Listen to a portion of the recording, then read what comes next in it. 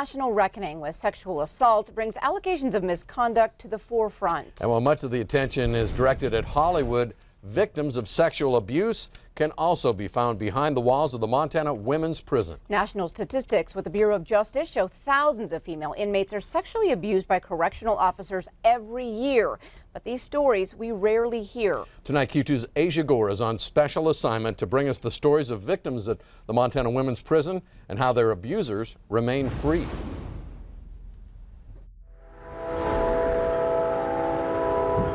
I had gone through a divorce that was very messy, and I turned to drugs and alcohol. When Chanda Klein was convicted of forgery and drug possession in 1999, she knew she would pay for her crimes with her freedom. She did not expect to pay with her body. He had me upstairs above the gym in the boiler room when I just didn't want it. He grabbed my boobs and was pulling on them hard. And then he wanted to get into my pants, and I was saying no, and he was pulling them down, and I was pulling them back up. As Klein later told investigators, the guard raped her and then intimidated her for months to keep her quiet. Her abuser was fired from the prison in 2013 for workplace misconduct, but he's never been criminally charged. It's bad enough that you have to go and you feel guilty and horrible and small to begin with, but to have someone stomp on you in that condition and to be left hopeless somewhere was the worst feeling I ever had. Klein is not the only woman to suffer sexual assault behind bars. Documents filed with the Montana Public Safety Officer Standards and Training Department detail allegations against 4 detention officers in as many years. Officer John Goodnight surrendered his certificate in 2016 after he allegedly exchanged romantic letters with an inmate. Officer Michael Mansfield fired in 2016 after 14 years at the prison.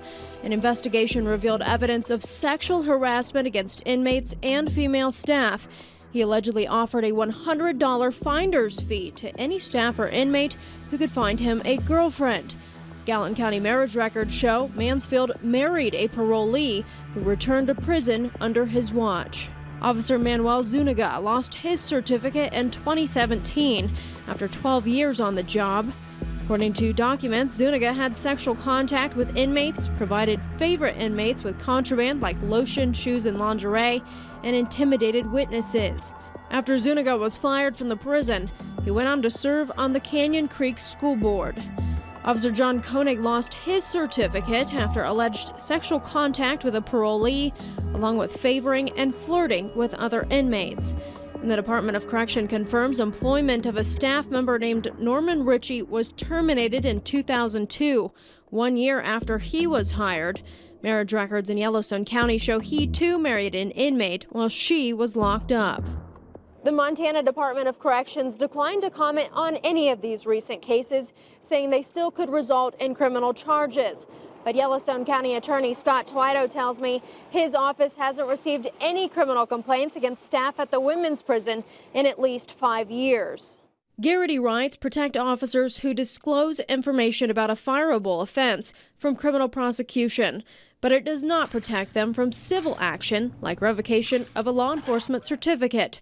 I think it's one of the most serious things that could happen to a public safety officer. Perry Johnson's office not only certifies officers to work in Montana, but also investigates allegations of misconduct. Currently, I can tell you that we have 70 open allegations that we're looking at. His office has just one investigator for the entire state who reviews evidence and conducts interviews with the officer and his or her accusers. There's no secrets. We're not hiding the ball from anybody. The bottom line is it's got to be fair for everybody that's involved. If Johnson's office revokes the officer's certificate, that officer can no longer work in Montana. But Johnson says that's only been the case since 2014, and the code passed that year is not retroactive. So if you were revoked as a public safety communicator, you could be a detention officer. Marilyn Hamill, a retired guard at MWP, recalls several instances of sexual misconduct. He did a lot more than he should have.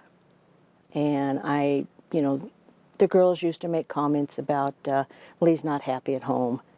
And I go, that's his problem, not yours. Hamill believes inmates sometimes initiated sexual relationships with staff. It's kind of like a 16-year-old. Legally, they cannot give consent to have sex. So 16-year-olds and younger can't give consent either. Inmates are the same.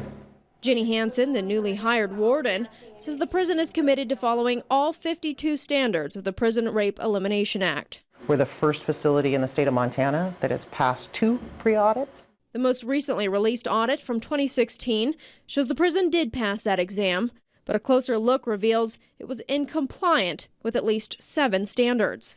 One incompliant standard is protection against retaliation for inmates and staff who report sexual misconduct, an issue that Klein says kept her quiet until her release. It was just something I had to do to survive. Hansen believes the recent addition of a caseworker focused on sexual misconduct allegations will further her goal of safety for inmates. They're people first. They're human beings first, and they deserve to have their needs met, be protected, feel like this is a safe, secure place to deal with whatever issues they might have been having that got them here. Klein may be a free woman today, but she says the abuse she experienced behind bars is a life sentence. Asia Gore, MTN News, Billings. All right, thanks so much, Asia. Klein, along with several other women, have filed lawsuits against officers and the Department of Corrections. Oftentimes, the terms of any settlement include a non-disclosure agreement.